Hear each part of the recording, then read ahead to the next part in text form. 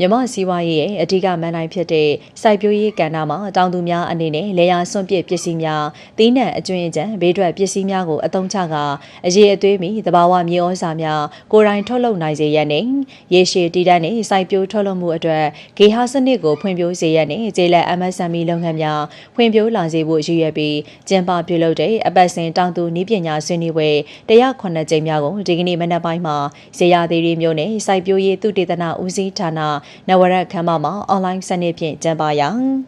စိုက်ပျိုးရေးမွေးမြူရေးနဲ့ဆယ်မြောင်းဝန်ကြီးဌာနဒုတိယဝန်ကြီးဒေါက်တာတင်ထွတ်ကအဖွဲ့အမှာစကားပြောကြားရာမှာမြေဆွေးပြုလုပ်ရာမှာဒီစနစ်တကျဆောင်ရွက်ရန်လိုအပ်ကြောင်းပိုကကြီးနဲ့တဘာဝမြေဆွေးတို့ရဲ့သဘောတဘာဝမတူကွဲပြားခြားနားမှုကိုသိရှိစေလိုကြောင်းမြေဆွေးပြုလုပ်ရာမှာအညိုရောင်ရှိသောပစ္စည်းများဖြစ်တဲ့ကောက်ရိုးဝါရိုးပဲရိုးပြောင်းရိုးနဲ့သီးနှံအကျွင်းအကြံများနဲ့အစိမ်းရောင်ရှိတဲ့ပစ္စည်းများဟင်းသီးဟင်းရွက်နဲ့သီးနှံအကျွင်းအကြံဗေဒနဲ့ဈေးများမှာစွန့်ပစ်ပစ္စည်းများအအဆိုဓာတ်အောက်ဆီဂျင်တို့လိုအပ်ပြီးတင့်တော်တဲ့အချိုးအစားပမာဏနဲ့ရောနှောကအကူဇီဝပိုးများဖြင့်ဆွေးစေခြင်းဖြစ်ကြောင်းတပန်စိုက်ပျိုးရေးဘေးထွက်ပစ္စည်းများဖြစ်တဲ့ဇဘကွန်ဝါယိုပြောင်းရိုးနဲ့ပဲပင်အကျွင်းအကြံများမှာဇီဝမီသွေးထုတ်လုပ်က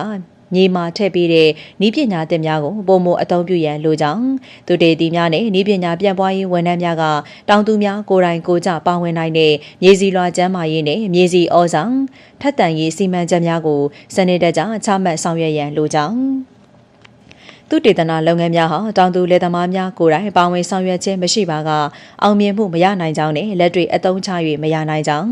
လာမယ့်2026-2028ခုနှစ်မိုးရာသီမှစတင်၍တနိုင်ငံလုံးအတိုင်းအတာနဲ့မြေစီလွှာအာဟာရဓာတ်ရှင်သန်ထက်မြက်ရေးနဲ့ထိန်းသိမ်းရေးစီမံကိန်းကိုအကောင့်ထဲပေါ်ဆောင်ရွက်သွားရန်တိုက်တွန်းလိုကြောင်းဒေသတွင်ဖွံ့ဖြိုးတိုးတက်မှုများကိုအရှိန်ဟုန်မြင့်တင်ရန်နဲ့ဒေသခံပြည်သူများရဲ့လူမှုစီးပွားဘဝများကိုပုံမကောင်းမွန်စေရန်မြို့နယ်အလိုက်ဒေသအလိုက်တီထွင်စမ်းသစ်မှုရှိတဲ့စိုက်ပျိုးရေးစီမံကိန်းများဖော်ဆောင်ရန်လိုအပ်ကြောင်းပြောကြားခဲ့ပါတယ်။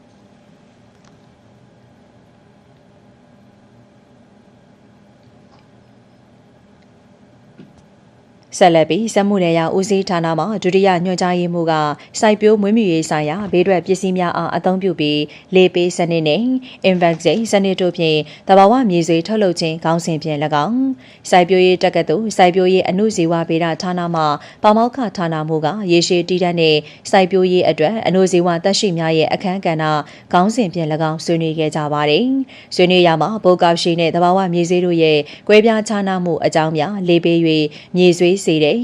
ဤပညာရဲ့အရေးပါပုံများဓာတုမြေဩဇာသုံးစွဲမှုကိုလျှော့ချပြီးမြေစီလွှာရေရှည်တည်တံ့ခိုင်မြဲစေရန်အတွက်လေယာစွန့်ပစ်ပစ္စည်းများကိုပြန်လည်အသုံးပြုခြင်းနှင့်တဘာဝမြေဩဇာထုတ်လုပ်တဲ့ဤပညာများအကြောင်းစာရာတွေကိုအသေးစိတ်ရှင်းလင်းတင်ပြခဲ့ရာဒုတိယဝန်ကြီးကအသေးစိတ်ဖြည့်ဆွတ်ဆွေးနွေးပေးခဲ့ကြောင်းသိရှိရပါတယ်ရှင်။